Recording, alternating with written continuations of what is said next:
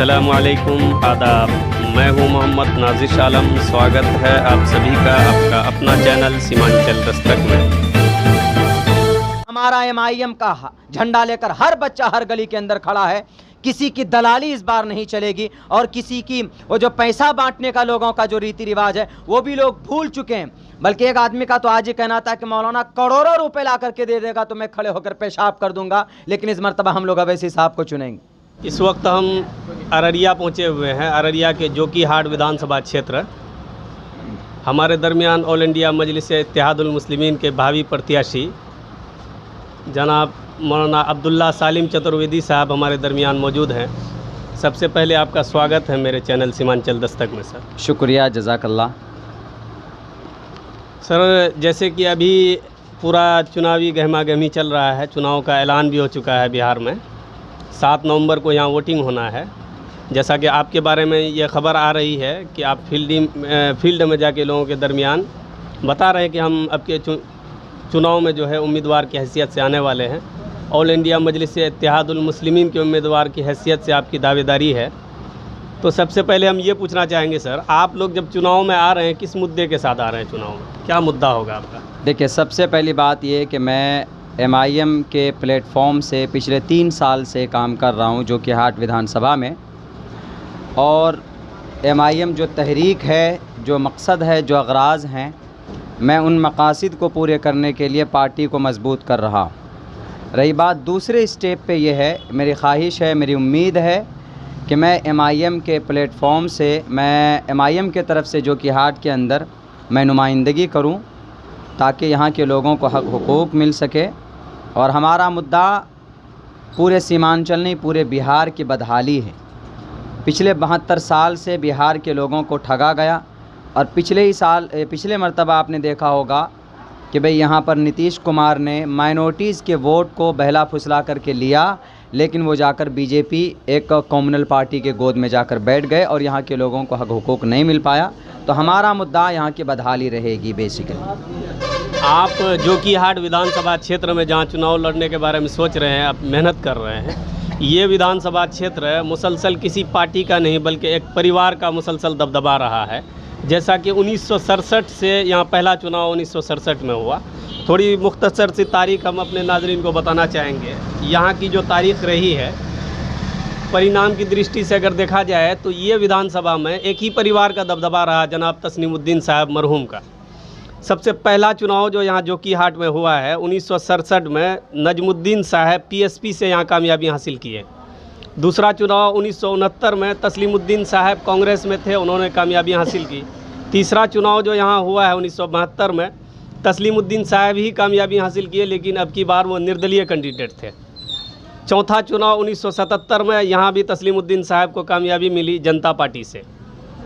पाँचवा चुनाव 1980 में मोहिदुर रहमान साहब कांग्रेस से।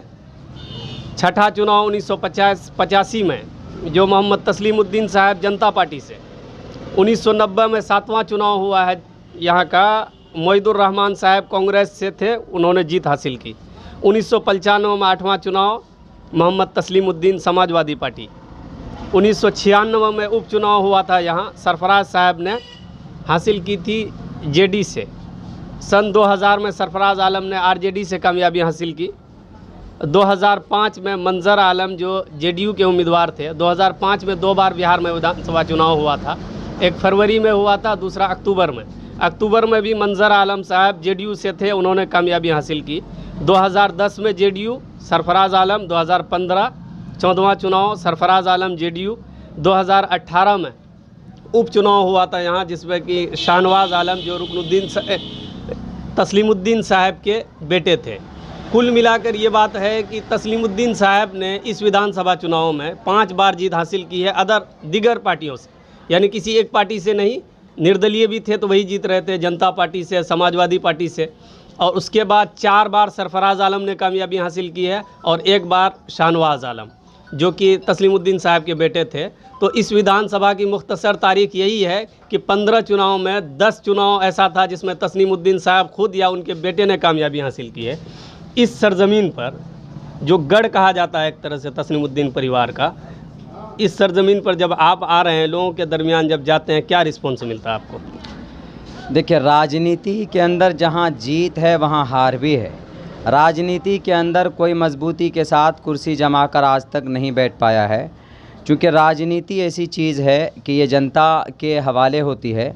जनता जब तक जनता के मन के मुताबिक काम कीजिएगा तो वह आपको पसंद करते रहेंगे, लेकिन जब जनता की ज़रूरतें पूरी नहीं होंगी तो वह आपको, जो जनता आपको कुर्सी पर बैठाती है वह आपको नीचे भी उतार सकती है। रही बात यह कि चुनाव के अंदर, इलेक्शन के अंदर, सत्ता के अंदर हार जीत होती रहती है। रही बात यह कि मरहूम तस्लीम साहब, अल्लाह उनकी मग़फ़िरत फ़रमाए, जब तक थे उन्होंने हमारे इलाक़े की नुमाइंदगी की, लेकिन अब जनता कुछ और चाहती है। जनता कोई नई चीज़ देखना चाहती है, क्योंकि हमारे जोकीहाट के अंदर बहुत सारी चीज़ों की अभी कमी है। जोकीहाट के अंदर बेहतरीन हॉस्पिटल नहीं है। जोकीहाट के अंदर हाई स्कूल फील्ड है, उसमें 1.5 फीट पानी है। जोकीहाट के अंदर आप रजिस्ट्रार ऑफिस चले जाइए, वहाँ का सिस्टम ठीक नहीं है।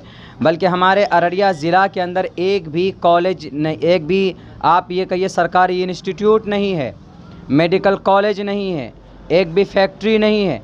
मैं आपके चैनल के माध्यम से बता देना चाहता हूँ, मैंने कई जगह पे ये बात कही है कि यहाँ ये पूरे सीमांचल को लूटा गया है, लूटा है लोगों ने। अभी तक लोगों के पास विकल्प नहीं था, मजबूरी थी कि भाई चलो ठीक है, हमारे जो पुराने नुमाइंदगी कर रहे हैं उन्हीं को पकड़ लेते थे, आगे उनको कोई ऑप्शन, कोई रास्ता नहीं मिल पाता था। लेकिन अभी लोगों ने देख लिया, पिछले आपने देखा होगा पिछले 1.5 साल से माइनॉरिटी के साथ क्या हो रहा है। CAA का मामला आया, CAA के अंदर ऑफिशियली हिंदुस्तान के संविधान का प्रियम्बुल की खिलाफ वर्जी की गई, ये माइनॉरिटी के ख़िलाफ़ में ये बिल बनाया गया, तो किसी ने आवाज़ नहीं निकाली। यही बड़ी बड़ी पार्टियां बिहार के अंदर RJD, जदयू, कांग्रेस है, इनको बोलना चाहिए था इस बिल के ख़िलाफ़, कोई नहीं बोला। अगर बोला है NRC पे, CAA पे और तलाक़ के मामले के ऊपर और भी जहाँ जहाँ पर अत्याचार हुआ है, मॉब लिंचिंग के ऊपर, तो अभी एक ही आवाज़ आई है, वह आवाज़ बैरिस्टर असदुद्दीन अवैसी साहब की। अब लोग जाग चुके हैं, लोग अब ऑफलाइन नहीं बल्कि ऑनलाइन हो चुके हैं। गरीबी जो अभी तक बहाल है हमारे सीमांचल में, पूरे बिहार में, इसको दूर करने की किसी ने बात नहीं की। आपने देखा होगा, आप तो आए हैं पूर्णिया से सफ़र करके, कि अभी धान कितना अच्छा फसल था इस मरतबा लोगों का, लेकिन अभी 2-4 रोज़ पहले सैलाब आया और धान के अंदर वो उसके ऊपर पाँको सब जम गया, जिसकी वजह से वो धान लोगों का ख़त्म होने के कगार पे। अगर बिहार सरकार और हमारे नेता, जिनको हम अपना कायद मानते हैं, अगर वो सही टाइम पर सही कदम उठाते तो ये महानंदा बेसिन को अगर बांध दिया जाता तो हमारे सीमांचल में सैलाब नहीं आता। हमारे स्कूल के अंदर पानी था, पानी नहीं आता अगर ये महानंदा बेसिन बांध दिया जाता। अभी देख लीजिए, सन 2017 के अंदर पुल टूटा है, बैरगाची का पुल टूटा है, उसके बाद बोरिया का पुल टूटा, अभी तक पुल नहीं बन पाया है। आप चले जाइए दूसरी जगहों के अंदर तो 1 साल के अंदर पुल बनकर तैयार हो जाता है, हमारे इलाके में क्यों नहीं बनता है? लोग जाते हैं ऑफिस के अंदर, क्या बोलते हैं, ब्लॉक जाते हैं, आधार कार्ड को सुधारने की फ़ीस 52 रुपया है सरकारी, लेकिन यहाँ पर लोगों से 500 रुपये लिया जाता है। ये पैसा कहाँ जाता है भाई? ये PCTC पहुँचता है राजनेताओं के गोद के अंदर। अभी मैं आ जा रहा हूँ मटियारी बस्ती से, आधी बस्ती, आधा रास्ता कट गया है। 14 लाख रुपए का टेंडर बना करके उस नदी के पानी को रोकने के लिए सिर्फ झांक दे दिया गया है। झांक से नदी का कटाव नहीं रुकेगा, बल्कि वहाँ सिर्फ दोनों तरफ के सिरे को मिलाने के लिए ज़्यादा 200 मीटर की दूरी है। 2 JCB लगा करके 2 दिन के अंदर दोनों सिरे को मिलाया जा सकता है और पूरे मटियारी बस्ती को टूटने से बचाया जा सकता है, कटने से बचाया जा सकता है। लेकिन राजनेताओं ने सिर्फ लूटा है यहाँ के लोगों को, आज तक उनको हक हुकूक नहीं दे पाए लोग, यहाँ के गरीबों को। एक बेचारी औरत तो सो रही थी, हमने कहा भी क्यों सो रही हो? उन्होंने कहा कि रात में नहीं सोते हैं मौलाना साहब, रात में हम जगते हैं, कहीं ये हमारे घर पूरे नदी के अंदर ना चला जाए। तो इन चीज़ों की वजह से, इन बदहाली की वजह से अब लोगों को पुराने नेता नहीं, ये पुरानी पार्टियां नहीं चाहिए, बल्कि अब नई चीज़, नया मसीहा हम सबका बैरिस्टर असदुद्दीन अवैसी साहब है, जो हर मोड़ पर, हर जगह पर हमारे लिए आवाज़ बुलंद करते हैं। अब हर तरफ लोगों की पसंद, जो आपने पूछा कि फील्ड के अंदर क्या रिस्पॉन्स मिलता है, हर गली के अंदर, हर गांव के अंदर, बल्कि खेत के अंदर काम करने वाले जो मज़दूर हैं उनकी भी ज़ुबान में आज बैरिस्टर असदुद्दीन अवैसी साहब का नाम, भले ही उन्होंने ना देखा हो, आप फोटो दिखाइए तो वो कहता पता नहीं कौन है, लेकिन नाम से वाकिफ़ है। क्यों वाकिफ़ है? क्योंकि वो जानता है कि अभी हर मोड़ पर माइनॉरिटीज़ के लिए आवाज़ बुलंद करने वाला कौन है? अवैसी है। तो इसलिए हम सब का पसंद, हम सब का मसीहा अगर कोई है तो अवैसी है। हमारा फील अल्हम्दुलिल्लाह इतना हमवार है, इतना हमवार है कि हमारा टक्कर जो कि हाट के अंदर डायरेक्ट किसी से अगर होगा तो बीजेपी से होगा, वरना बीच में किसी दूसरी तीसरी पार्टी से हमारा टक्कर नहीं है। MIM की आप बात कर रहे हैं, ये क्योंकि आप अगर इलाके की तरक्की चाहते हैं, जैसा बोल रहे हैं कि इलाके में बदहाली हुई है, सैलाबी इलाका है, स्कूलों का भी हाल बदतर है, ऐसी स्थिति में बिहार में अगर आप राजनीतिक में आना चाह रहे थे या आ गए हैं, तो यहाँ की बड़ी बड़ी पार्टियाँ, क्योंकि काम तो पार्टियाँ नहीं बल्कि कोई भी कैंडिडेट अच्छा हो तो वो काम कर सकते हैं, क्योंकि निर्दलीय भी लोग मैदान में आ जाते हैं। ऐसी स्थिति में आपने ऐसी पार्टी को क्यों चुना? क्योंकि MIM पर भी जिस तरह बीजेपी पर एक तरह का आरोप लगता है कि ये मुसलमानों को इग्नोर करती है, इस तरह से ऑल इंडिया मजलिस-ए-इत्तेहादुल मुस्लिमीन पर भी आरोप लगता है कि सिर्फ मुसलमानों की पार्टी है, सिर्फ मुसलमानों की बात करती है। आप ऐसे आरोपों के बावजूद आप इस पार्टी को कैसे ज्वाइन कर लिए? देखिए, ये आरोप वही लगा रहे हैं जो चाटुकार हैं, जो तलवे चाटते हैं लोगों के। मजलिस-ए-इत्तेहादुल मुस्लिमीन मुसलमानों की पार्टी नहीं है, इसलिए कि इस पार्टी के अंदर बहुत सारे दलित भी हैं और बहुत सारे हिंदू भाई भी हैं और बहुत सारे ऐसे भाई भी हैं जो इस्लाम धर्म से जिनका ताल्लुक़ नहीं। मैं रिसेंटली आपको एक एग्ज़ाम्पल दे दूं, हमारे नरपतगंज से प्रभास नारायण साहब जो पूर्व ज़िला पार्षद रहे हैं, वो मजलिस-ए-इत्तेहादुल मुस्लिमीन में MIM में आए। बताइए, तो वो तो हिंदू हैं। और ये कंचन देवी कस्बा के अंदर, वो बताइए कौन? कंचन देवी। इसका मतलब मैं जनता समझ सकती है कि एक हिंदू लेडी है, दलित घराने से ताल्लुक़ है, लेकिन है तो हिंदू, लेकिन वो भी इस पार्टी के अंदर है। और अभी एक उम्मीदवारी भी उनकी है कि भाई वो उम्मीदवार बनकर आ रही है। और राकेश यादव, कटिहार ज़िला के अंदर काढ़ागोला के अंदर राकेश यादव जी, यादव फैमिली से बिलोंग करते हैं, वो भी इस पार्टी के अंदर आए हैं। और इस पार्टी के तो बल्कि नारा है जय भीम, यानी भीमराव अंबेडकर जो एक मुसलमान नहीं है बल्कि वो एक इस देश के हमारे हिंदुस्तान के कॉन्स्टिट्यूशन को लिखने वाले हैं और बहुजन समाज से उनका ताल्लुक़ है। तो इसमें ये एक तरह का इल्ज़ाम है, वरना हर तरह के लोग हैं। झारखंड के अंदर में इलेक्शन हुआ था, 14 कैंडिडेट में से 4 कैंडिडेट हिंदू खड़ा किया था। अगर मुसलमान पार्टी होता तो भाई हिंदू कैंडिडेट को नहीं खड़ा किया जाता। महाराष्ट्र के अंदर 44 कैंडिडेट में से 14 कैंडिडेट हिंदू था। अगर मुस्लिम पार्टी होती MIM तो फिर 14 कैंडिडेट हिंदू खड़ा नहीं करता। वो तो दूर की बात है। सन 2015 के अंदर जो एक इलेक्शन हुआ था हमारे बिहार ये अररिया ज़िला के अंदर, रानीगंज से doctor Amit Kumar Paswan. What is the meaning of Amit Kumar Paswan? मतलब यह है कि वो हिंदू थे लेकिन उनको कैंडिडेट बनाया अवैसी साहब ने। तो इससे साफ पता चलता है कि अवैसी साहब का पार्टी मुसलमानों की पार्टी नहीं है। हाँ, एक बात ये कि अगर कोई नाम से किसी को एतराज़ है कि मुस्लिमीन लफ्ज़ लिखा हुआ है तो इससे किसी को एतराज़ नहीं होना चाहिए। क्यों? क्योंकि हिंदुस्तान में बहुत सारी ऐसी पार्टियां हैं जो धर्म के ऊपर है, जैसे बहुजन समाज पार्टी है, जैसे अकाली दल पार्टी है, वो भी अपने धर्म के नाम पर रखे हैं। और हिंदुस्तान की जो चुनाव आयोग है, इलेक्शन कमीशन है, जब उन्होंने परमिशन दे दी कि इत्तेहादुल मुस्लिमीन आप रख सकते हैं, कॉन्स्टिट्यूशन ने हमको इजाज़त दे दिया, तो किसी के पेट में दर्द नहीं होना चाहिए। तो MIM जो बिहार में 50 सीटों पर चुनाव लड़ने का ऐलान कर दी है, जो लोग राजनीतिक को बहुत गहराई से समझते हैं उनका मानना है कि राजनीतिक अगर इस वक्त में वर्तमान राजनीतिक अगर बिहार की देखा जाए तो कोई भी अकेले अगर चुनाव लड़ना चाहे तो सिवाय नुकसान के फ़ायदा नहीं होने वाला है। ऐसी स्थिति में असदुद्दीन ओवैसी साहब को भी चाहिए था कि किसी जो सेकुलर पार्टी है उनके साथ गठबंधन होना चाहिए था, लेकिन ऐसा कुछ देखने को नहीं मिल रहा है। बात ये बता दीजिए कि सेक्युलर पार्टी है कौन? सेक्युलर का मतलब क्या? सेक्युलर का मतलब है बराबरी की सोच रखने वाला, जो हिंदू मुसलमान को एक नज़र से देखे। हमारी बाबरी मस्जिद शहीद कर दी गई, ना तो कांग्रेस बोली, ना तो RJD बोली, ना तो जदयू बोली, आप किसको सेक्युलर कहिएगा? और हमारे हिंदुस्तान के अंदर मुसलमान माइनॉरिटी के ख़िलाफ़ में CAA कानून बनाया गया, कांग्रेस ने पास करवाया इस बिल को, RJD ने, जदयू ने समर्थन किया इस बिल को। क्या आप इसको सेक्युलर पार्टी बोलेंगे? हिंदुस्तान के अंदर NRC धर्म के नाम पर कराने जाने की बात कही गई, आप इसका समर्थन किसको किया? बल्कि कांग्रेस ने इस प्रस्ताव को पास किया, आप किसको? कांग्रेस को सेक्युलर कहिएगा, RJD जदयू को शामिल सेक्युलर कहिएगा। सेक्युलर का मतलब इक्वलिटी होनी चाहिए, बराबरी होनी चाहिए, सबको आप एक नज़र से देखें। लेकिन यहाँ पर माइनॉरिटी को सिर्फ दबाने की कोशिश की गई।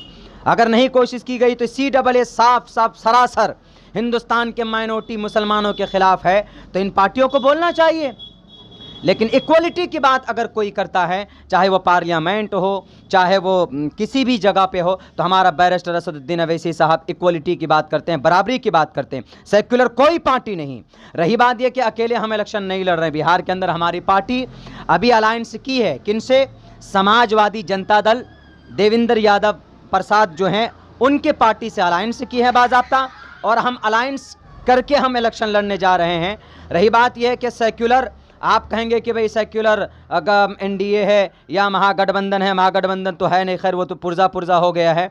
लेकिन इस बार हम लोग ये अलायंस करके हम इलेक्शन लड़ रहे हैं, अकेले फील्ड में नहीं हैं। हम लोग भला चाहते हैं, बिहार के लोगों के साथ हम लोग खड़े हैं। चूँकि यहाँ के लोगों के साथ सौतेला रवैया इख्तियार किया गया है, बहुत बुरे तरीके से इनको ज़दोकूब किया गया है। अभी कोरोना वायरस के अंदर कितनी बुरी हालत कर दी गई है। अभी टेम्पू के अंदर भर भर कर हमारे नौजवान जा रहे हैं, कहाँ? दिल्ली, महाराष्ट्र। क्यों जनाब? यहाँ रहेंगे तो क्या खाएंगे जी? कुछ नहीं। सरकार अंधी है, उनको नहीं दिखती है कि सीमांचल में एक भी फैक्ट्री नहीं है। किसने रोका था सीमांचल में फैक्ट्री बनाने से? जो कि हाट के अंदर में एक भी सिस्टम सही नहीं है, अररिया के अंदर एक भी फैक्ट्री नहीं लगाया गया अभी तक, कटिहार के अंदर, पूर्णिया के अंदर, किशनगंज के अंदर नहीं लगाया गया। ये जो बोलते हैं कि अवैसी साहब वोट काटने के लिए, इनको नहीं दिखता है कि भाई सीमांचल के अंदर यहाँ पर लोगों की रीढ़ की हड्डी तोड़ दी गई है, यहाँ पर रोटी नहीं मिलती है लोगों को, चले जाते हैं दिल्ली, पंजाब। इसलिए इन गरीबी को दूर करने के लिए, बदहाली को दूर करने के लिए अवैसी साहब खड़े हुए हैं। और हमारा MIM का झंडा लेकर हर बच्चा हर गली के अंदर खड़ा है। किसी की दलाली इस बार नहीं चलेगी, और किसी की वो जो पैसा बांटने का लोगों का जो रीति रिवाज है वो भी लोग भूल चुके हैं। बल्कि एक आदमी का तो आज ही कहना था कि मौलाना करोड़ों रुपए ला करके दे देगा तो मैं खड़े होकर पेशाब कर दूंगा, लेकिन इस मर्तबा हम लोग अवैसी साहब को चुनेंगे। क्यों? यहाँ पर लूटा गया हक हुकूक नहीं दिए गए लोगों के। आप तो अपनी जो बात कर रहे हैं काफ़ी जज्बाती हो रहे हैं बात के दौरान। हम आपसे एक बात, क्योंकि लोगों के दरमियान जब हम लोग चुनावी सर्वे में जाते हैं वहाँ तरह तरह की बातें आती है। एक बात ये जो बहुत ज़्यादा काफ़ी तादाद में लोग ये बात कहते हैं कि वो ये कहते हैं कि ओवैसी साहब जो चुनाव लड़ने के लिए आए हैं, ओवैसी साहब को खुद मालूम है कि वो सीमांचल के कुछ हद तक मजबूत है सीमांचल में, लेकिन सीमांचल से बाहर अगर किया जाए तो उनका कोई वजूद नहीं है। ऐसी स्थिति में सीमांचल के बाहर जब चुनाव का ऐलान करते हैं तो लोगों का साफ कहना है कि ये बीजेपी से कहीं ना कहीं डील नज़र आ रहा है। उस पर क्या कहेंगे आप? भाई, बीजेपी से अगर डील नज़र होती तो आप ज़रा एक बात बता दीजिए, बिहार के अंदर लोकसभा का इलेक्शन हुआ तो बीजेपी को फ़ायदा पहुंचाने के लिए, बीजेपी के कैंडिडेट को जिताने के लिए अवैसी साहब 40 के 40 सीट पर अपना कैंडिडेट उतार देते, ताकि वहां पर जो माइनॉरिटीज़ का वोट है, मुस्लिम वोट है, बढ़ जाता और उधर बीजेपी अपना वोट लेकर के निकल जाता। लेकिन अवैसी साहब ने लोकसभा इलेक्शन में पूरे बिहार के अंदर एक ही कैंडिडेट दिया था, वो किशनगंज के अंदर, जहाँ पर बीजेपी हारी। अपने अररिया के अंदर में बीजेपी कैसे फ़ायदा हो गया? अवैसी साहब ने तो कैंडिडेट नहीं दिया था। अब बताइए, बेगूसराय के अंदर अवैसी साहब ने कैंडिडेट नहीं दिया, कैसे फ़ायदा पहुंच गया वहाँ पे?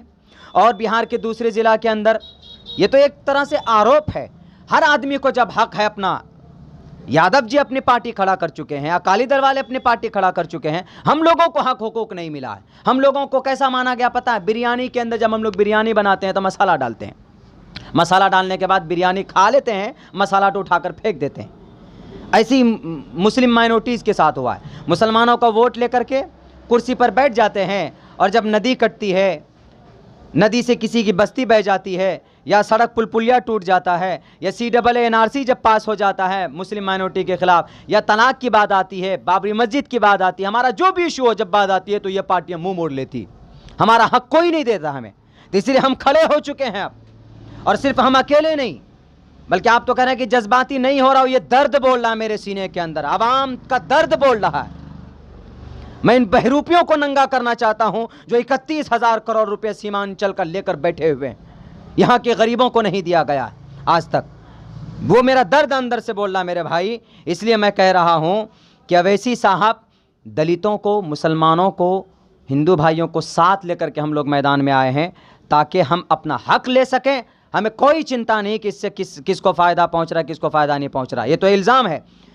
10 साल पहले बिहार के अंदर में वो था ही नहीं, अवैसी साहब की वो नहीं थी, पार्टी नहीं थी। क्या इससे पहले बीजेपी नहीं जीती बिहार के अंदर? बीजेपी जीती है। दूसरे जगहों के अंदर झारखंड के अंदर 10 साल पहले अवैसी साहब नहीं गए थे तो वहाँ पर क्या बीजेपी की सरकार नहीं बनी? महाराष्ट्र के अंदर अवैसी साहब की 15-20 साल पहले पार्टी नहीं थी, वहाँ बीजेपी कामयाब नहीं हुआ। राजस्थान के अंदर अवैसी साहब की पार्टी नहीं गई तो वहाँ बीजेपी कामयाब नहीं हुआ। बीजेपी तो कामयाब हुआ उससे पहले। लेकिन अभी एक ये है कि अवैसी साहब के ताल्लुक से इतना बदनाम कर दो लोगों के जहन को, इतना डरा दो लोगों के अंदर गलतफहमी पैदा कर दो कि भाई लोग कन्फ्यूज़न में पड़ जाएं। इसलिए मैं आपके चैनल के माध्यम से कहना चाहता हूँ, माइनॉरिटीज़ के लोगों, मुस्लिम और दलित भाइयों और मजलूम तबके के लोगों, शोषित वंचितों भाइयों, आओ अगर आपको इंसाफ लेना है तो आपको इंसाफ एक ही बंदा दिला सकता है, वो है बैरिस्टर असदुद्दीन अवैसी साहब। इसलिए मैं सबको दावत देता हूं आपके चैनल के माध्यम से कि आए, आपको हक दिलाने के लिए अवैसी साहब आए हैं, बीजेपी को फ़ायदा पहुंचाने के लिए अवैसी साहब नहीं आए। ये अब्दुल्ला सालिम साहब हैं, ये मजबूती से इस बात का विरोध कर रहे हैं कि जो लोग ये कहते हैं कि MIM या असदुद्दीन ओवैसी साहब बीजेपी को फ़ायदा पहुंचाने के लिए या इनकी वजह से बीजेपी को फ़ायदा पहुंच रहा है, ये बिल्कुल सरासर गलत है। और इनका साफ कहना है कि ओवैसी साहब सिर्फ 40 सीटों पर 1 सीट पर चुनाव लड़े थे बिहार में, लेकिन वही सीट बीजेपी हारी है। उनके अलावा बाकी 39 सीट जो है सारे की सारी सीट में बीजेपी या JDU को कामयाबी मिली, इन लोगों का खाता कहीं नहीं खुला। उसके बाद एक बात और है सर कि असदुद्दीन ओवैसी साहब की पार्टी यानी ऑल इंडिया मजलिस इत्तेहादुल मुस्लिमीन, जिनके आप भी अलम बरदार हैं, उनकी पार्टी तेलंगाना में 7 सीट से 8 सीट पर नहीं जाती है। लेकिन वही पार्टी जब बिहार में आती है तो 32 सीटों पर पहले ऐलान करती है, उसके बाद फिर 18 सीटों पर ऐलान करती है। यानी जहां पर वो मजबूत है वहां 7 सीटों पर है, लेकिन बिहार में 50 सीटों पर ऐलान कर दी है। ऐसा आपको पता है भाईजान, ये पार्टी की एक नीति होती है कि हमको कहां पर कितने सीट पे लड़ना है, कहां पे हमको कितने कैंडिडेट्स उतारने हैं। 7 ही कैंडिडेट है वहाँ पे, 8 जगह पे ऊपर उन्होंने फाइट किया था, तो 8वां जो हमारा MLA है वो दूसरे नंबर पर रहा था। 7 ही MLA है हमारा, 7 ही MLA है हमारा तेलंगाना के अंदर। 7 ही MLA ने वहाँ पर तहलका मचा दिया, NRC CAA को रिजेक्ट करवाया है। वो तो बिहार में भी हुआ, बिहार के अंदर में नहीं, वो तो आपको बता दें बिहार के अंदर में NRC CAA रिजेक्ट नहीं हुआ, बल्कि यहाँ पर है ना आपको नीतीश कुमार ने तो कहा है कि जो NPR होगा पुराने तर्ज पर होगा। वो पुराने तर्ज पर NPR हो, उससे कोई लेना देना नहीं। NPR हो, हमको उससे कोई लेना देना नहीं, हो या ना हो। मसला NPR का नहीं, मसला है NRC, मसला है CAA का। CAA माइनॉरिटीज़ के ख़िलाफ़। CAA अगर इतना ही, अगर नीतीश कुमार जी इतना ही हमदर्द हैं माइनॉरिटीज़ के, मुसलमानों के, तो राज्यसभा के अंदर क्यों समर्थन किया इस बिल का? वो तो लॉलीपॉप पकड़ा दिया है, बाहर आकर मीडिया के अंदर कह दिया नीतीश ने कि हम ये नहीं होने देंगे, वो नहीं होने देंगे। अगर आपको इतना ही हमदर्दी है, अगर आप ये नहीं होने देंगे, वो नहीं होने देंगे, CAA NRC नहीं होने दीजिएगा, तो आप जहाँ पर बिल पास होना तो वहाँ पर मुखालफत करते, आप वहाँ पर मुखालफत करते तो कम से कम बिल के अंदर रुकावट पैदा होती। लेकिन नहीं, आपने मुसलमानों का वोट ले लिया और जाकर के बीजेपी के गोद में जाकर के आप बैठ गए। अब बताइए कितना बड़ा धोखा दिया गया है। रही बात यह कि हमारी पूरी तैयारी है, इंशाअल्लाह हमारे रियासती सदर अख्तरुल ईमान साहब अच्छे नेता के साथ साथ में अच्छे इंसान भी हैं। अब बताइए कितनी कुर्बानी उन्होंने सीमांचल की बदहाली को दूर करने के लिए अभी वो मेहनत कर रहे हैं। इंशाअल्लाह उनके नेतृत्व में हम लोग काम कर रहे हैं। 15 से 20 सीट कर हम लोग कामयाब होंगे और पटना के अंदर अवैसी साहब के बगैर किसी की सरकार नहीं बन सकती है। जो हक हमको नहीं दिया गया, अब हम अपना हक छीन कर के लेंगे। ना तो हम लालू को गद्दी पे बैठने देंगे, ना नीतीश को गद्दी पे बैठने देंगे। जब तक हमारे सीमांचल वालों को हक हुकूक नहीं मिल जाता, हम किसी को कुर्सी पर बैठने नहीं देंगे इंशाअल्लाह ताला। आप अभी CAA की बात कर रहे थे। CAA पर हम अपने चैनल के माध्यम से बीजेपी के राष्ट्रीय प्रवक्ता जनाब शाहनवाज हुसैन साहब से जब हमने पूछा CAA के बारे में, उन्होंने कहा कि हम एक मुसलमान बोल रहे हैं और एक मुसलमान जब ये कह रहा है कि CAA से किसी को कोई दिक्कत नहीं है, नागरिकता देने का बिल है, लेने का नहीं है, तो आपको क्यों इससे प्रॉब्लम है? क्या प्रॉब्लम, क्या दिक्कत है? शाहनवाज साहब के ईमान व अक़ीदे का तो मुझे पता नहीं, वल्लाहु आलम बिस्सवाब। रही बात ये कि वो अपने आप को कहते हैं कि मैं एक मुसलमान हूँ, CAA से मुसलमानों को फ़ायदा नहीं, अगर ये मुसलमानों को कोई नुकसान नहीं, तो मैं सिर्फ़ एक सवाल करना चाहता हूँ। CAA के अंदर हिंदू, दलित, जैन, बौद्ध, क्रिश्चियन सबका नाम है उसमें। यानी सारे लोग अगर पाकिस्तान से, बांग्लादेश से, अफ़गानिस्तान से आएंगे तो उनको नागरिकता दी जाएगी। तो उस बिल के अंदर, उसके अंदर अगर मुस्लिम को भी जोड़ देते, ये देखिए ये तो एक बहाना है कि इन तीनों देशों से आएंगे जो माइग्रेंट लोग, प्रताड़ित लोग, उनको नागरिकता दी जाएगी। असल तो CAA के अंदर में हिंदू मुस्लिम में जब दोनों छटेंगे तो हिंदू भाइयों को तो CAA के तहत अंदर लिया जाएगा। जो फैक्ट है मैं वो बता रहा हूँ। ये नेता गद्दार झूठे हैं, ये सच नहीं बोल सकते कभी भी, वो सिर्फ लोगों को लॉलीपॉप थमाते हैं बस।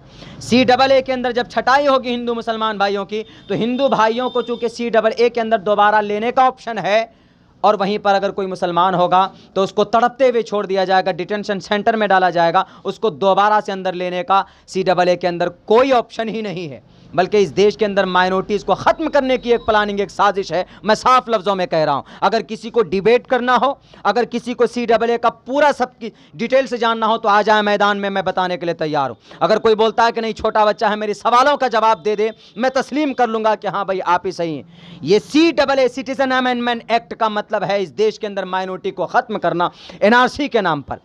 NRC है हिंदू भाइयों को, देखिए आसाम के अंदर में NRC लागू हुआ, वहाँ पर 5 लाख मुसलमानों का नाम नहीं आया और तकरीबन 14 लाख हिंदू का नाम नहीं आया। उन 14 लाख हिंदू भाइयों को अंदर लेने के लिए CAA लाया है। पाकिस्तान से या बांग्लादेश से, अफगानिस्तान से जो हमारे प्रताड़ित हिंदू भाई आएंगे उनको लेने के लिए नहीं, वो तो एक बहाना है। वो तो आसाम के अंदर जो 14 लाख हमारे या उनसे कमी बेशी जितने भी हमारे नॉन मुस्लिम भाई हैं उनको अंदर लेने के लिए CAA लाया है। वहीं पर 5 लाख मुसलमानों को उससे फ़ायदा नहीं होगा। 14 लाख हिंदू भाइयों को फ़ायदा हो जाएगा, लेकिन 5 लाख हिंदू भाइयों को फ़ायदा नहीं होगा। जब आप कुमार नाम के आदमी को ले सकते हैं, दोबारा नागरिकता दे सकते हैं, तो आप अब्दुर्रहमान नामी आदमी को दोबारा नागरिकता क्यों नहीं दे सकते हैं? हम ये सवाल करते हैं उसी शाहनवाज साहब से, सैयद शाहनवाज साहब से। मंत्री रह चुके हैं वो, लेकिन शायद कानून उनको मालूम नहीं है। CAA सिटीजन अमेंडमेंट एक्ट के अंदर माइनॉरिटीज़ को नज़रअंदाज किया गया। दोबारा उनको पढ़ने कहिएगा।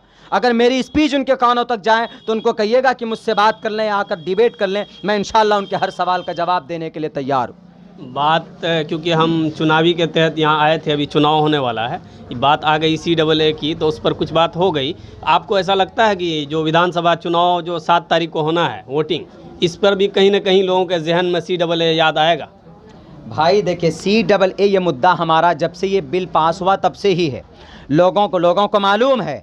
और रही बात ये कि उसके साथ साथ में जो गरीबी, जो दुर्व्यवहार और जो यहाँ पर लोगों को हरासमेंट किया गया है, धकेला गया है, बेरोज़गारी, जो पढ़े लिखे लोग हैं उनको जॉब नहीं है, स्कूलों की सिस्टम ख़राब है, हर जगह का सिस्टम ख़राब है। हमारा जो कि प्रखंड के अंदर पूरा का पूरा सिस्टम ख़राब है, पूरा का पूरा सिस्टम ख़राब है। सारे ऑफिसर लोग जो हैं एकदम बिल्कुल तानाशाही करते हैं।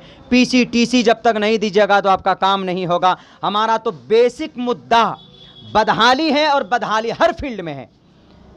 सेहत के एतबार से चले जाइए, हॉस्पिटल के अंदर जाइए, किसी के सर में या तब अगर बड़ा सा किसी को अगर चोट लग जाए ना, तो जाइएगा देख के डॉक्टर क्या कहेगा, यहाँ नहीं होगा, जाइए अररिया। तो तुम क्या झक मारने के लिए बैठे हो? हॉस्पिटल किस लिए बनाया गया? फ़ौरन रेफर करते हो। माथे में थोड़ा सा चोट लग जाता है तो अररिया जाओ। तो तुमको क्या करने के लिए? क पढ़ा है कि नहीं पढ़ा है तुम लोगों ने? हमको ये करप्शन ख़त्म करना है। आप आएंगे तो करप्शन खत्म हो जाएगा इंशाअल्लाह। मजलिस इत्तेहादुल मुस्लिमीन जो कि हाट के अंदर कामयाब होता है तो ये सारे लोगों जो PC TC खाने वाले हैं, इनके मुंह में जाबी और ताला लगाया जाएगा। किसी को एक पैसा ना खाने दिया जाएगा, ना खिलाया जाएगा। ये तो जो भी पार्टी के विधायक इलेक्शन में जब आते हैं, हर कोई इसी तरह की बात करते हैं। लोग कहीं ना कहीं इस बात का भी डर रहता है कि आज अब्दुल्ला सालिम जो बात कह रहा था, पिछले इलेक्शन में कोई दूसरा तीसरा जो था वो भी यही बात कह रहा था, लेकिन कोई करप्शन मिटा नहीं अब तक। भाई कैसे इस बात को माना जाए कि अब्दुल्ला सालिम सही कह रहे हैं और जो पहले कह रहे थे वो गलत कह रहे थे? हम आज पटियारी पहुँचे, वहाँ पर नदी की कटाव से बस्ती आधी हो गई। तो बता, वहाँ के लोगों ने कहा कि कुछ नेता आए थे और आकर के बोले कि इस बार हमको कामयाब कीजिए, हम बांध देंगे। तो उन्होंने कहा कि पिछले 40 साल से अब क्या कर रहे थे? अचार डाल रहे थे, तो हमको तो मौके न मिला। इसलिए हम जोकी की जनता से ये बात कहते हैं कि एक मरतबा मजलिस इत्तेहादुल मुस्लिमीन के कैंडिडेट को मौका दीजिए। अगर 5 साल में जोकी की रंगरीत अगर नहीं बदल जाए तो फिर उखाड़ कर फेंक दीजिएगा, आप वही पुरानी पार्टियों को ही बिठा लीजिएगा। अब्दुल्ला सालिम जब इस चुनाव में आ रहे हैं तो जैसा कि शिक्षा एक मुद्दा बताया, हॉस्पिटल एक मुद्दा बताया, और सैलाबी जो इलाका है उससे दूर होने का एक मुद्दा बताया आप।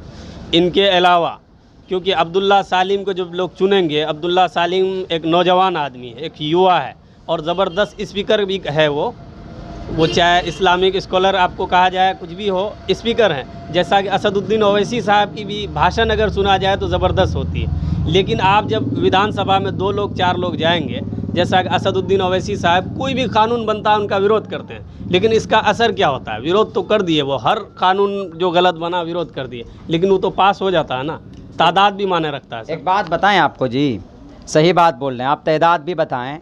अभी हम लोगों ने इतने ईमानदारी का सबूत दिया, हम लोगों ने वोट दिया कांग्रेस को, हम लोगों ने वोट दिया जदयू को, आरजेडी को, हम लोगों ने वोट दिया। हम लोग क्या समझते थे कि भाई वोट दे रहे हैं, हमको जब ज़रूरत पड़ेगी तो भाई ये लोग हमारी मदद करेंगे, ये पार्टियां। लेकिन अभी पिछले मर्तबा देख लिया गया, यही जब एनआरसी का ही CAA का ही मामला ले लीजिए, CAA जब हम लोगों के ख़िलाफ़ में बना तो जिनको हमने वोट दिया उनको तो भाई आवाज़ उठाना चाहिए ना, कांग्रेस को भी आवाज़ उठाना चाहिए, जदयू को भी उठाना चाहिए, आरजेडी को भी उठाना चाहिए, लेकिन किसी ने भी आवाज़ नहीं उठाई। आवाज़ अगर किसी ने उठाई है तो बैरिस्टर असदुद्दीन ओवैसी साहब ने आवाज़ उठाई। अब हम लोग पहचान चुके हैं कि हमारा दुश्मन कौन है, हमारा दोस्त कौन है।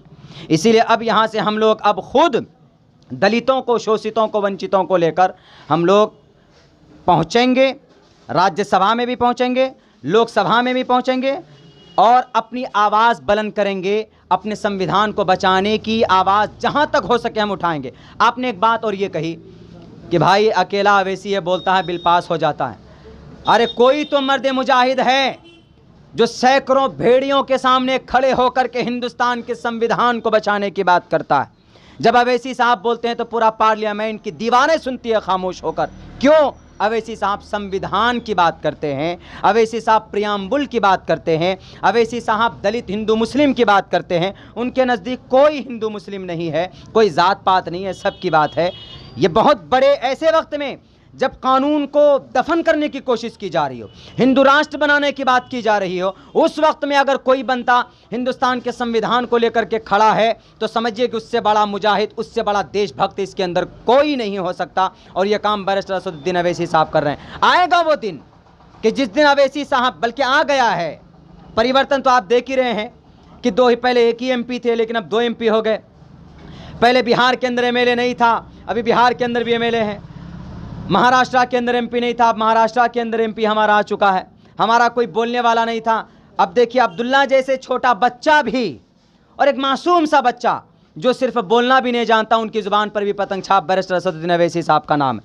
अख्तरुल ईमान जैसे लोग और भी बहुत सारे हैं, आदिल हसन आज़ाद जैसे लोग, पूरी टीम अच्छे लोगों की है। अब अच्छे लोग आहिस्ते आहिस्ते आएंगे और हिंदुस्तान के संविधान को बचाने के लिए राज्यसभा में भी, हमारे बिहार के सदन के अंदर भी, लोकसभा के अंदर भी पहुंचेंगे। और जितने भी गद्दार लोग बैठे हुए हैं, जितने भी भेड़िए लोग बैठे हुए हैं, जितने भी इस देश को बांटने वाले, बेचने वाले लोग बैठे हुए हैं, उन सब को कुर्सी से उतरना पड़ेगा। इसलिए कि इस देश के अंदर किसी की दादागिरी या किसी की जागीर इस देश के अंदर नहीं है। अब 3 सवाल मेरा रह गया है। एक सवाल उनमें से ये है कि जो भी पूर्व विधायक रह चुके हैं, खा वो किसी भी पार्टी का हो, आपके सीमांचल के किसी भी क्षेत्र का, खास करके जोकी की बात हम करेंगे क्योंकि आप जोकी से प्रत्याशी होंगे, तो जोकी की बात किया जाए, जो पूर्व विधायक रहे, खा किसी भी पार्टी के हो, तो अगर यहाँ की बदहाली है और बर्बादी है तो सब के सब ना इसका जिम्मेदार हैं। सब के सब अगर जिम्मेदार है, वो अगर आपकी पार्टी में आज आते हैं तो क्या उसको पार्टी का टिकट मिल सकता है? भाई देखिए, रही बात ये, मेरे ख्याल से मैं एक मिसाल देके आपको समझाऊं। पार्टी का आला कमान और हमारे रियासती सदर जनाब अख्तरुल ईमान साहब पुराने मंझे हुए आदमी, उनको पता है, उनको तजुर्बा है कि जो कि हाट से सीट को कौन निकाल सकता है। जो कि हाट से अगर आप सीट निकाल सकते हैं तो पार्टी आपको टिकट दे, हम खुद तर्जमानी करेंगे आपके लिए। यानी हमारे पार्टी को फ़ायदा होना चाहिए। चाहे अगर एक मेंढक के गंदर में भी अगर कोई घंटी बांध दे, टिकट बांध दे, अगर वो मेंढक यहाँ की तर्जमानी अच्छा कर सकता है, यहाँ के लोगों की आवाज़ बन सकता है वो, तो हम उसके गले के अंदर भी घंटी बांधने के लिए तैयार हैं। इस बात पर आपका ऑब्जेक्शन है मेरा। हाँ बोलिए। कि कोई भी कैंडिडेट, वर्तमान विधायक आपका दूसरी पार्टी में, अगर कल वो आ जाते हैं आपकी पार्टी में और वो टिकट की दावेदारी कर देते हैं, तो क्या सिर्फ महज जीत जाने की वजह से उनको टिकट दे दिया जाएगा? कि जीतना ही मकसद नहीं ना, काम करना मकसद है। कि एक आदमी को सिर्फ जीत ले यही कह के टिकट दे दिया जाए तो काम कैसे होगा? भाई मैंने एक बात कह दी ना आपको, आपके सारे इस सवाल का जवाब इसी में है कि जो पार्टी की, हमारे MIM की सीट यहाँ से निकाल ले, हमारी पार्टी उसको टिकट देना चाहिए। हमने तो ये बात कह भी दी है और हमने राय मशवरा शुरू से यही भी कहा है। हमने कहा कि अगर अब्दुल्ला निकाल सकता है तो अब्दुल्ला को टिकट मिलना चाहिए, या अगर कोई कल्लू लल्लू निकाल सकता है तो कल्लू को दीजिए, या अगर कोई यहाँ पर गरीब आदमी निकाल सकता है तो उसको दे दीजिए। पार्टी को फ़ायदा होना चाहिए। कौन जीता हुआ है, कौन हारा हुआ है, कौन मजदूर है, कौन कार्यकर्ता है, कौन मर्द है, कौन औरत है, इससे कोई सरोकार नहीं। पार्टी को कौन फ़ायदा दे सकता है उसको पार्टी उसको टिकट देगी। ये सर्वे पार्टी करेगी। अख्तरुल ईमान साहब का भी उन्होंने ये बयान दिया है कि हम सर्वे कराएंगे, सर्वे में जो भी नाम छन कर सामने आएगा इलाकाई सर्वे, उनके हिसाब से हम टिकट दिया जाएगा उनको। यहाँ पर भी जोकी में भी 2 मजबूत कैंडिडेट है जो प्रत्याशी के रूप में आना चाहते हैं। एक आप हैं अब्दुल्ला सालिम, दूसरे गुलशन आरा। अगर पार्टी आपको टिकट देती है तो आप मजबूती के साथ चुनाव लड़ेंगे। अगर पार्टी का सर्वे में गुलशन आरा का नाम आता है उस वक्त भी आप पार्टी के साथ रहेंगे। ये तो आप वैसे ही मेरे सवाल से पहले ही जवाब दे चुके हैं। भाई देखिए, एक बात मैं पहले कह चुका, मेरे 2-3 इंटरव्यू अब से पहले भी हुए हैं। मैंने उसमें भी कहा है कि मैं MIM में आया हूँ गद्दी पर बैठने के लिए नहीं, कुर्सी पर बैठने के लिए। MIM को मैं एक तहरीक समझ रहा हूँ। ये तहरीक उठी है अवैसी साहब की ज़ुबान से, उनके दिमाग से, और उनके हाथों हाथ ये पहुंचा हमारे बैरिस्टर, हमारे अख्तरुल ईमान साहब। तो हम लोग इस तहरीक के साथ हैं, हम लोग कुर्सी और टिकट के लिए नहीं हैं।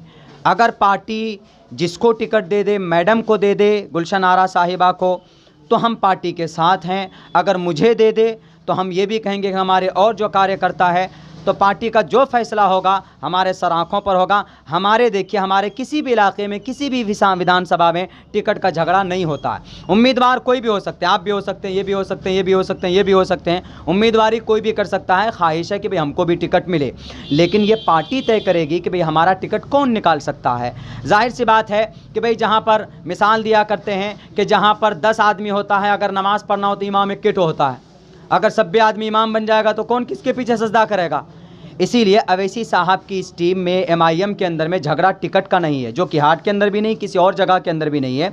पार्टी सर्वे करा करके जिसको मुनासिब समझेगी, हम सब उसके पीछे हैं। अगर हमारे हक में होता है तो और कार्यकर्ता हमारे साथ होंगे, मैडम हमारे साथ होंगी। अगर मैडम के हक में होता है तो अब्दुल्ला मैडम के साथ है, हमारी पूरी टीम उनके साथ है। बल्कि हम MIM की तहरीक को लेकर आगे चल रहे हैं। हम लोग सीट को या हम लोग कुर्सी को नहीं देख रहे हैं भाई साहब। अभी देश में हंगामा मचा हुआ क्योंकि MIM हर मामले में कूद पड़ती है। अभी हाथरस की जो घटना हुई है उस पर आप लोगों ने कोई विरोध प्रदर्शन जताया अब तक? भाई आपको पता होना चाहिए, सबसे पहला डिबेट और सबसे पहला इंटरव्यू हाथरस की मनीषा बहन के लिए अगर किसी ने रिलीज़ किया है तो उस मर्द मुजाहिद का नाम बैरिस्टर असदुद्दीन अवैसी साहब। सबसे पहले उन्होंने कहा है कि भाई उन मुजरिमों को पकड़िए। योगी सरकार, आपकी पुलिस प्रशासन सो रही है, मुजरिमों को बचाने की कोशिश कर रही है। आप उन मुजरिमों को पकड़िए, ठोकिए मत, बल्कि उनको कानूनी एतबार से फांसी के फंदे पर लटकाइए, ताकि आगे चलकर हमारी किसी बहन के साथ ऐसा मामला ना हो। अवैसी साहब ने भी ये आवाज़ बुलंद की, इम्तियाज़ जलील साहब ने भी आवाज़ बुलंद की, अख्तरुल ईमान साहब ने भी आवाज़ बुलंद की, बल्कि हर जगह से प्रोटेस्ट किया गया। हमारे जो कि हाट के अंदर भी इसकी कैंडल मार्च भी निकाला गया था मैडम जी के नेतृत्व में। हमारे कार्यकर्ताओं ने हर जगह पर इसका विरोध कर रहे हैं। भाई चूँकि विरोध करने के लायक भी है, चूँकि किसी बहन बेटी की इज्जत व नामूस को अगर कोई लूटता है तो उन मुजरिमों को सज़ा मिलनी चाहिए। तो ये थे जनाब अब्दुल्ला सालिम साहब। ये मजबूत उम्मीदवार हैं जो कि विधानसभा क्षेत्र के ऑल इंडिया मजलिस इत्तेहादुल मुस्लिमीन के टिकट के दावेदार हैं। अगर पार्टी आपको टिकट देती है सर्वे के बाद और आप चुनाव में आते हैं और जीत भी जाते हैं, तो सबसे पहला जो काम होगा आपका, कहाँ से शुरुआत करेंगे आप? आखिरी सवाल है मेरा। सबसे पहला, आप लोग मीडिया वाले भी ना कभी कभी ऐसा इंची टेप लेकर ना आपका सवाल करते हैं कि शुरुआत कहाँ से कीजिएगा दौड़ने की। हम दौड़ लगाएंगे जनता के बीच से इंशाअल्लाह। जो समस्या होगा, जो परेशानी होगी, हम आहिस्ते आहिस्ते, चूँकि गंदगी बहुत भरी हुई है हमारे जो कि हाट में, बहुत ज़्यादा गंदगी भरी हुई है पूरे सीमांचल में, पूरे बिहार में। आहिस्ते आहिस्ते आहिस्ते आहिस्ते टोटल समस्या, टोटल जनता की जो ज़रूरतें हैं, जनता की जो बल्कि उनके समस्याएं हैं, उनको चाहे वो एजुकेशन के लाइन से हो, चाहे वो स्वास्थ्य के लाइन से हो, चाहे वो बेरोज़गारी के लाइन से हो, तालीम के लाइन से जितने भी है आहिस्ता आहिस्ता उसको हम लोग शुरुआत करेंगे, उसको 5 साल के अंदर पूरा कंप्लीट करेंगे, गंदगी को ख़त्म करने की हम लोग कोशिश करेंगे इंशाअल्लाह। तो ये थे जनाब अब्दुल्ला सालिम साहब चतुर्वेदी, जो ऑल इंडिया मजलिस इत्तेहादुल मुस्लिमीन के भावी प्रत्याशी हैं। इनसे हम बात कर रहे थे और बड़ी संजीदगी के साथ, कभी कभी जज्बाती अंदाज में भी जवाब दे रहे थे। जब हमने कहा जज्बाती मत होइए तो इनका साफ कहना ये दिल का दर्द है। तो खैर इनसे बात कर रहे थे। हमारे नाजरीन जो भी सुन रहे हैं, इस तरह की क्या न्यूज़ के लिए, इस तरह के वीडियो के लिए हमारे चैनल सीमांचल दस्तक के साथ जुड़े रहें। सर, आपका बेहद शुक्रगुजार हैं हम कि आपने अपना कीमती वक्त निकाला हमारा चैनल सीमांचल दस्तक के लिए। मैं आपका आखिर के अंदर मैं शुक्रिया अदा करता हूँ जो आप पूर्णिया से आए हैं चल कर के इंटरव्यू लेने के लिए। बहुत बहुत शुक्रिया, जज़ाकल्लाह आपका भी भाई साहब।